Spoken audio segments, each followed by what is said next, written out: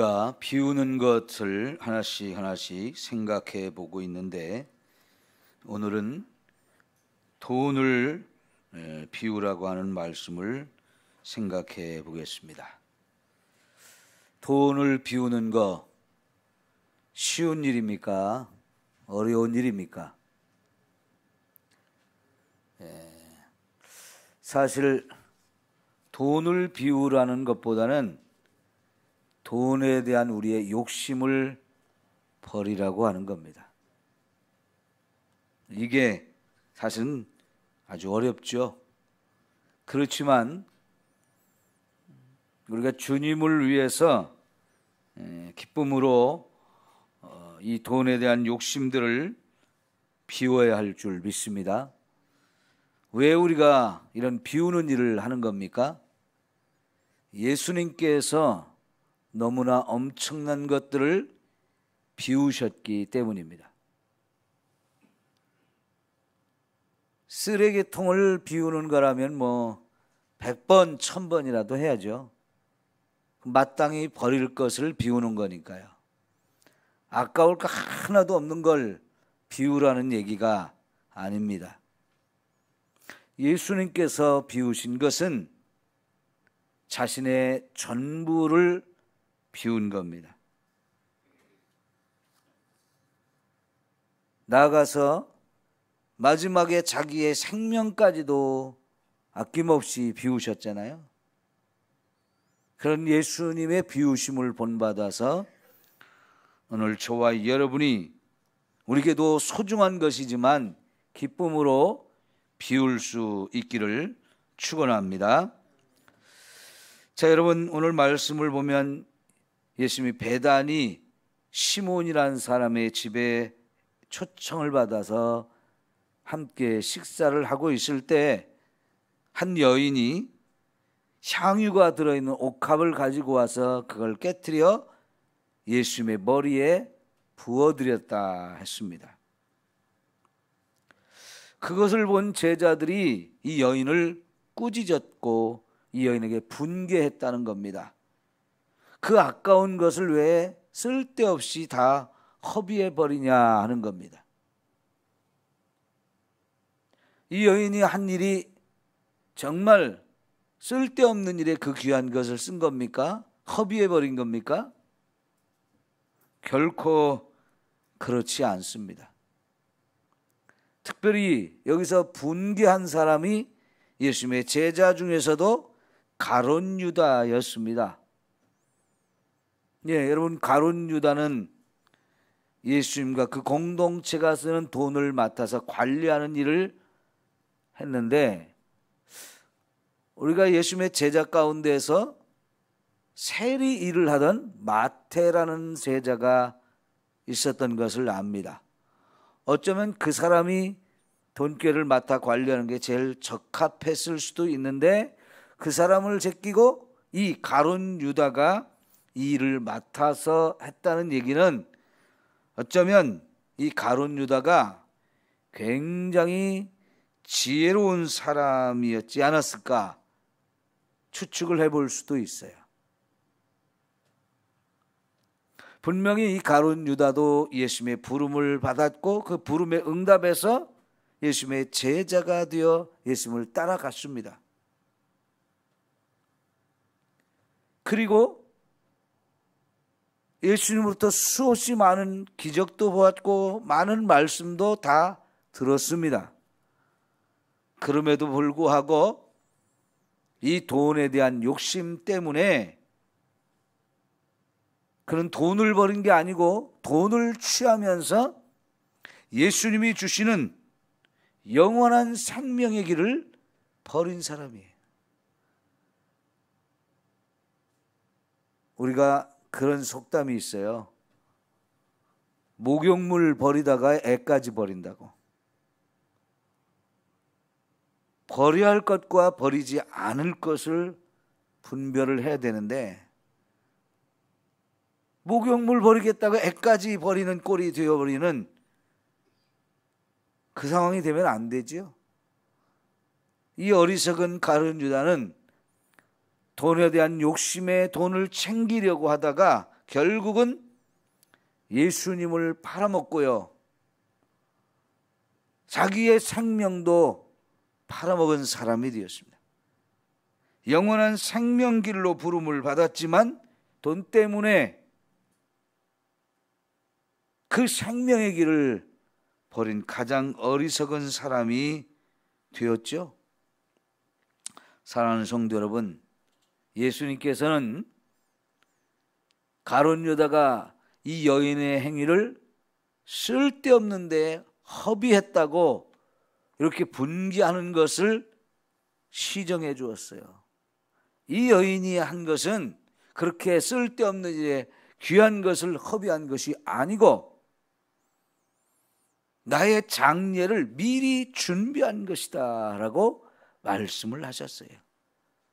사실 예수님의 죽음이 바로 앞에 있었는데 제자들 중 한 사람도 예수님이 죽을 것을 전혀 생각하지도 않았기 때문에 장례 준비가 전혀 되어 있지 않았고요, 예수님이 유월절 바로 전날 죽음을 당해가지고 이 사람들이 유월절을 지켜야 했기 때문에 급하게 예수님을 장례를 치르다 보니까 준비가 안 된 상태에서 치르니까 예수님의 몸에 향유를 발라드릴 수가 없었는데요, 놀랍게도 이 여인은 그런 상황을 미리 알고 한 것은 아니지만 자신의 것 어쨌든 예수님을 위해서 사용하고 싶어서 그 귀한 것을 가져와서 예수님의 머리에 부어드렸는데 결과적으로는 그것이 예수님의 장례를 미리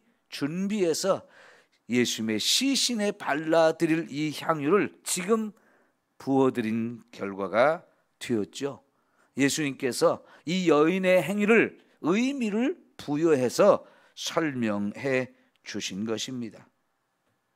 그러면서 예수님은 나의 복음이 증거되어지는 곳에서는 어느 곳에서든지 이 여인의 행위도 전파되어서 사람들로 하여금 기억하게 해줘야 된다 그랬어요.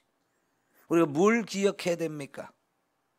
첫째는 자신의 소중한 것을 기꺼이 예수님을 위해서 내어드릴 수 있는 사람, 그런 일을 한 사람이라고 기억을 하라는 것이고요. 두 번째는 아무도 예수님의 장례를 준비하지 않고 있을 때 이 여인이 바로 자신의 소중한 것을 가지고 예수님의 장례를 미리 준비했다는 사실을 기억하라고 말씀을 하셔요. 가룟 유다가 이 여인의 행위를 비난한 것은 자신의 숨은 의도가 있었기 때문이죠.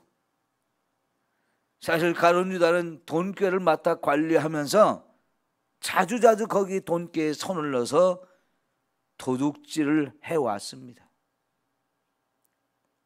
이 여인의 행위에 대해서 분개할 수밖에 없었던 것은 그걸 그렇게 쓰지 말고 그 비싼 것을 팔아서 돈으로 직접 드렸으면 그걸 가난한 사람한테 굳이 한 데 썼으면 얼마나 좋겠느냐라고 이렇게 말을 했지만, 사실은 그렇게 여인이 돈을 드리면 그때 그 돈의 상당 부분을 자기가 도둑질하려고 하는 의도가 있었던 거죠.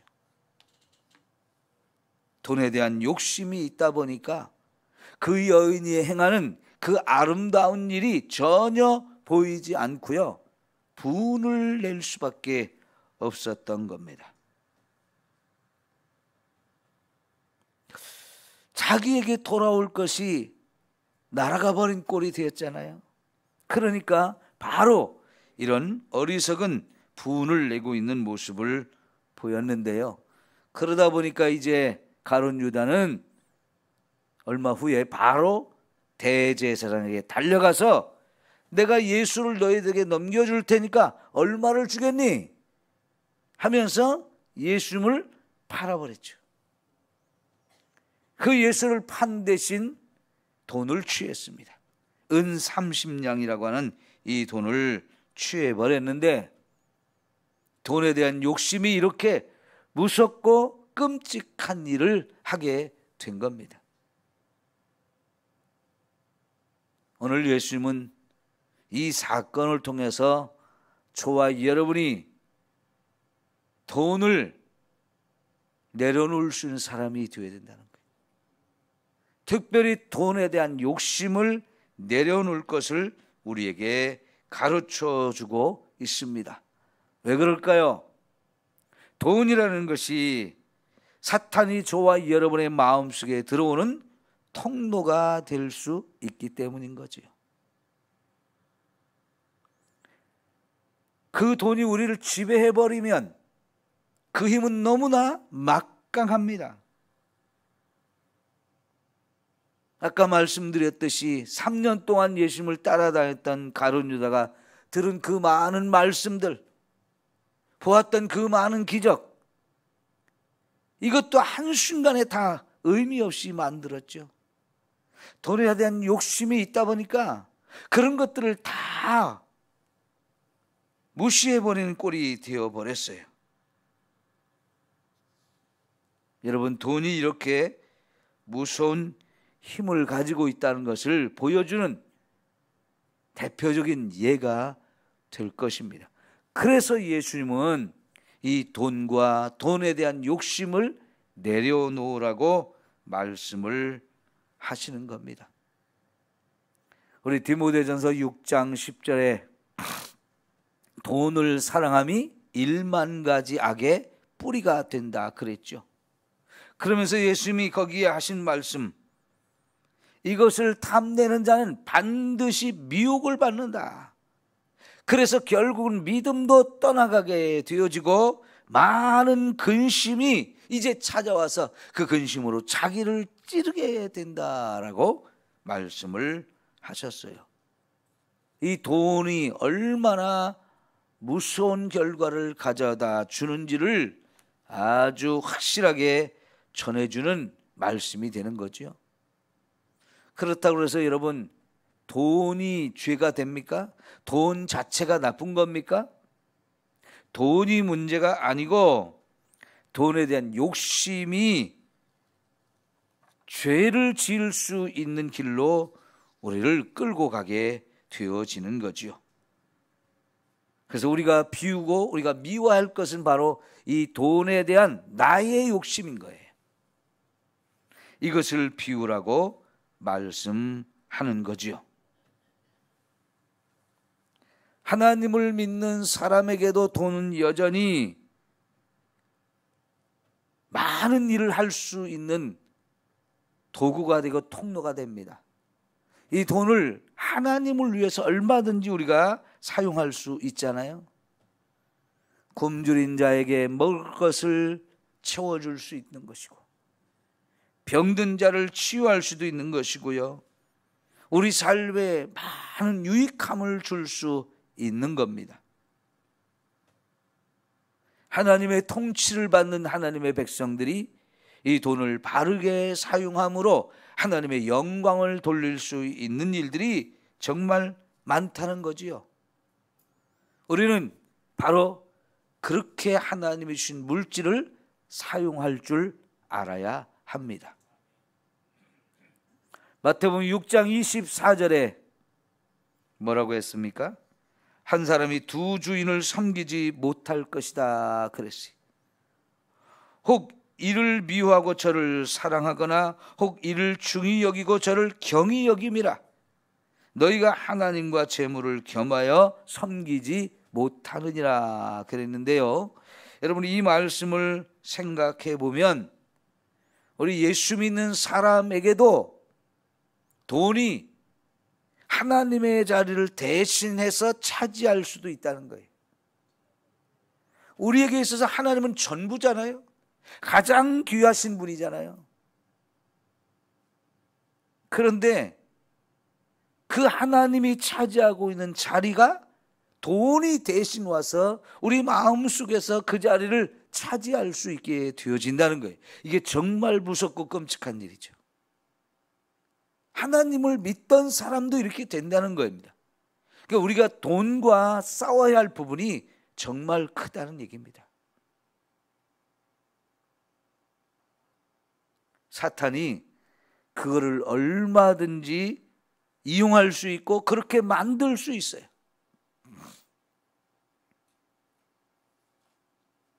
돈이 저와 여러분의 마음을 얼마든지 지배할 수도 있는데 그런 상황이 되지 않도록 조심하라는 것이고,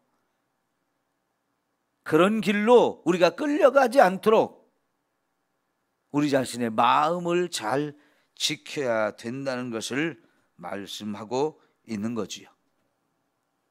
자, 성도 여러분, 어제도 우리가 실천할 것을 말씀을 드렸는데 어때요? 여러분 실천해 보셨나요? 우리가 말씀을 듣고 그냥 끝나버리면 금방 그 말씀 잃어버리고요, 말씀의 은혜와 말씀의 능력이 전혀 체험되어지지 않습니다. 그러나 말씀을 듣는 가운데 깨달아지는 것을 마음에 새기고, 오늘은 이 말씀 때문에 내가 이렇게 살아봐야지 하면서 들은 말씀을 가지고 뭔가 실천할 것을 생각하고 그걸 구체적으로 삶 속에서 실천하다 보면 놀라운 일을 경험하게 되어져요. 요한복음 14장 21절에 뭐라고 그랬습니까? 하나님을 사랑하는 자, 그것은 결국 하나님의 말씀대로 행하는 자가 바로 하나님을 사랑하는 것이라고 말씀했고요. 그러면 말씀대로 행할 때 하나님이 우리를 사랑하시면서 우리를 찾아와 만나주신다 그랬어요. 예? 말씀대로 사는 사람에게 하나님이 찾아와 만나주시는데, 그게 뭐냐면 말씀대로 행할 때 하나님이 그걸 기뻐하시면서요, 그 일을 통해서 말씀이 얼마나 살아있는 말씀인지, 그 말씀대로 행할 때 놀라운 일이 일어나서 그게 바로 하나님이 저와 여러분을 찾아와 주시고 만나 주시는 일이 되어진다는 거예요. 여러분, 우리가 하나님을 믿으면서도 하나님을 만나지 못하고 살아가는 사람이 얼마나 많아요? 그러나 정말 저와 여러분이 하나님을 만날 수 있는 최고의 지름길이 뭐냐? 말씀대로 살아볼 때 하나님이 찾아와 주신다는 거지요. 마가복음 16장 끝에 보면 예수님께서 제자들을 보내면서 땅 끝까지 가서 만민에게 내 복음을 전하라 이렇게 말씀을 하시면서, 너희가 전하는 이 말씀을 듣고 믿는 사람들에게는 구원도 이루어지지만 많은 표적이 따를 것이다 그랬거든요. 방언을 말하며 귀신을 쫓아내며 독을 마셔도 해를 받지 않고 병든 자를 손을 얹어 치유함을 받고 이런 많은 기적이 이룰 것이라고 그랬는데요, 이제 제자들이 예수님의 이 말씀을 듣고 나가서 복음을 전할 때 그 복음을 전하는 그들에게 하늘로 올라가셨던 예수님이 오셔서 그들과 함께 해주셨다 그랬어요. 그게 바로 말씀대로 살면서 하나님을 경험하는 최고의 방법이죠. 그래서 오늘 우리가요, 말씀을 듣고 흘려버리고 그걸로 끝나고 은혜 받았습니다, 깨달았습니다, 이걸로 끝나면 이거는 하나님이 주신 말씀을 너무나 쉽게 버리는 거예요. 말씀을 버리는 거예요. 그러나 그 말씀을 내가 믿음으로 취해서 오늘 이 말씀 때문에 내가 이렇게 살아보겠습니다 하고 구체적으로 내 생활 가운데서 실천하게 되어지면 너무나 엄청난 은혜를 경험할 수 있다는 얘기입니다. 그래서 말씀대로 실천해보자 하는 건데요, 오늘 우리가 실천해 볼 것은 돈에 대한 욕심을 비우자 하는 것입니다. 이번 사순절 기간에 우리가 정한 주제, 비우고 낮아지고 죽는 것이라고 그랬어요. 비우는 것, 어제는 뭘 비웠습니까? 먹는 것을 비우자 했어요. 그래서 절식을 하든지 금식을 하든지 하고 그 돈을 헌금으로 들여서 뭔가 하나님의 사랑을 실천할 수 있는 곳에 사용을 하게 하고, 말씀을 먹는 것보다 더 소중하게 여겨서 전보다도 더 많은 말씀을 읽고 전보다 더 많이 묵상하는 일을 실천해 보자 했어요. 오늘 두 번째로 이 돈에 대한 욕심을 비우는 것, 오늘 여러분 구체적으로 살면서 한번 실천을 하시면 좋겠어요.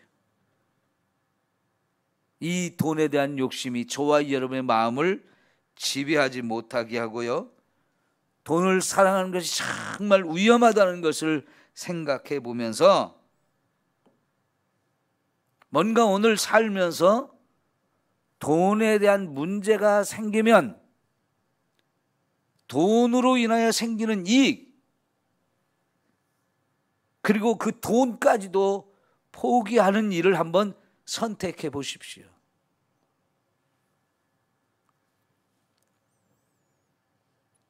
누가복음에서는 가난한 자는 복이 있다 그랬어요. 마태복음에서는 마음이 가난한 자가 복이 있다, 심령이 가난한 자가 복이 있다 했지만은 누가복음에서는 그냥 가난한 자가 복이 있다라고 표현을 했거든요. 가난한 쪽을 선택할 수 있는 이런 용기도 때로는 필요한 거예요.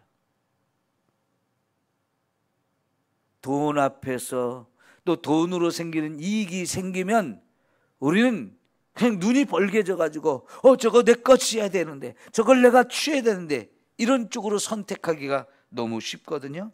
근데 우리가 이제 반대로 한번 해보자는 겁니다. 그걸 기꺼이 포기할 수 있는 이런 용기가 필요합니다. 한 번이라도 저와 여러분이 이런 선택을 하면 두 번도 할 수 있고요, 세 번도 할 수 있어요.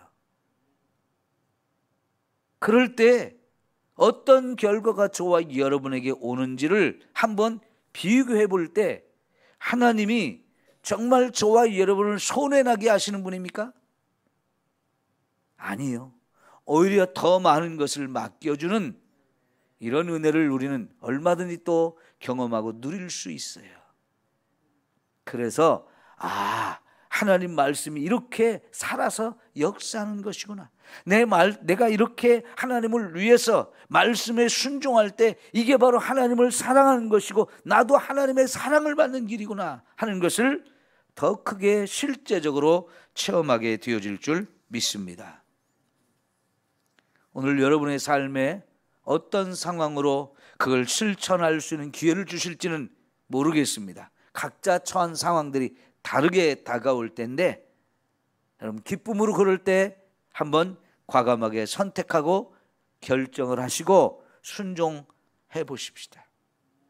그래서 하나님의 이런 은혜와 축복이 저와 여러분 또 새롭게 체험되어지는 귀한 시간이 되기를 축원합니다.